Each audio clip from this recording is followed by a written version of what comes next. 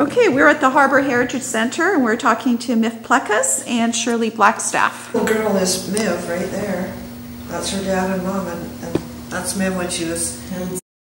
This is an area where basically my mom from Ladysmith Oyster Co did the washing of the product and the packing. This is the oyster shell and the oyster, and this would be the knife that the men would use for opening the oysters. Then they would put the oysters into this small stainless pot.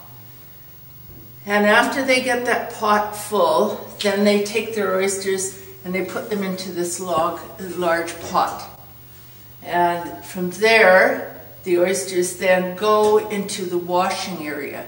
And then the water would be put onto them. My mom would then handle the oyster herself. She would check it over and that the mantles were all good, because your product has to be absolutely perfect. So she would do that by hand and continually having the washing and making sure there's no shells in the product. After that, they would be drained a little bit, and then if she had an order, then she would be filling that up. They would be weighed and to make sure that there was a pint. And that's the original. And this is the original machine. That came from Ladysmith Oysters? Yes. One of the things that I used to have to do for my mom was we had the stamp, and I used to have to put the stamp on and make sure that it was all perfectly done. It said Ladysmith Oyster Company on it, the address and the phone number that was also on it, and it would have also the license, because every company had to have a license for their business.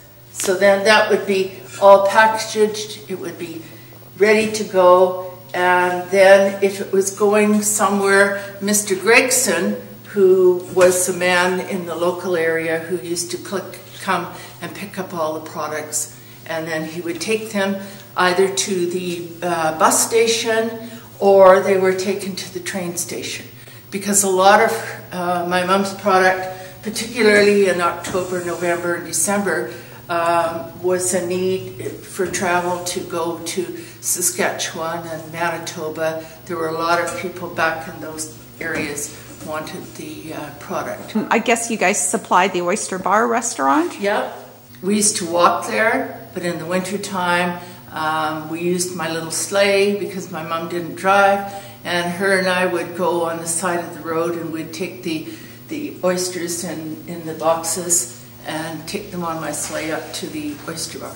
And the one year that I really remember, the snow was so high that we had to cut a hole through the snow and get a walkway to get out onto the highway. And of course the roads in that day, I look back at some of my pictures and they're just like little wee paths that the roads were. They're not like what we have today. And sometimes my mom would stop the bus and they would go by bus here, and then they could be going to other areas if Mr. Gregson didn't come to pick them up.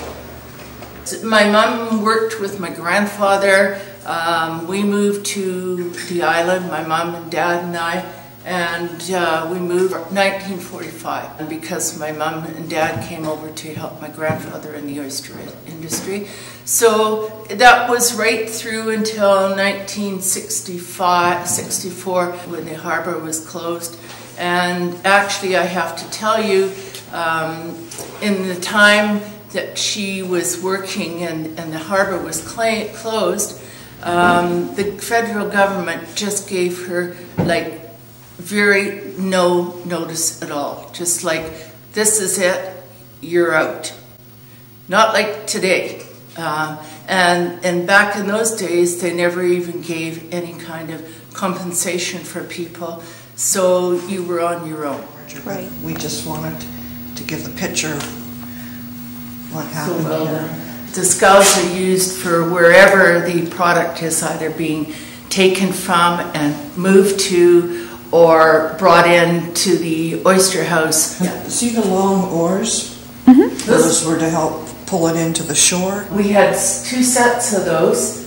We had a 16 to 18 foot wooden boat, and that's what we used to going out with the scows to prick up the oysters, or going out to Densmere Island, which was a lease area there my grandfather and my mum had. The scow was always hooked to the side of the boat. It was never pulled this way. It was tacked right beside it, and that was what we used to go out in. This is the rake. Jeez. That's the fork. You guys would have had strong arms. Most of the time when the motors didn't work. And my Uncle Joe, he used to help in the wintertime.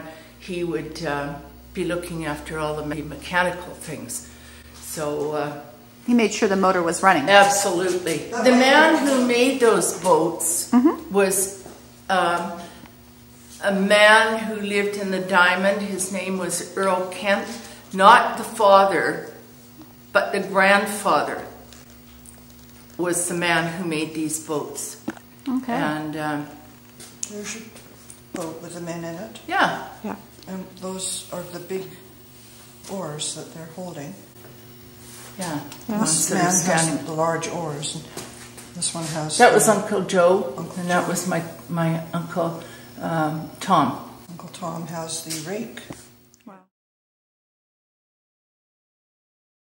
The product is very tiny after it's been born, and then it stays on the oyster strings, and then they're taken off the string, and then the small ones are then put on the oyster scow, and then they're taken over to Densmere Island. Our area where we live on Jones Road, right up to the marina, the town's marina.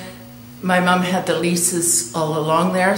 Yeah. It was actually, I believe, around 9 or more oyster companies in the harbour. And now we're down to 2. Lambaras and Timothy Oyster Company. So we're looking at Myf recorded her family history in a book called Mum Was an Oyster Farmer. Myself and Hilda MacDonald went many days to visit and talk to Myf and learn about it. And she made notes, and I made notes, and then Hilda wrote the story. It's a really well done book, and you can pick up a copy at the Harbour Heritage Centre, and I think also at the bookstores has them, and the Maritime Society has them at the Welcome Centre. Yeah. And the other person that helped us was Rick Harbaugh. He did all the scientific information, so we have quite a section at the back on the science of oysters. Yeah, we're very happy with it.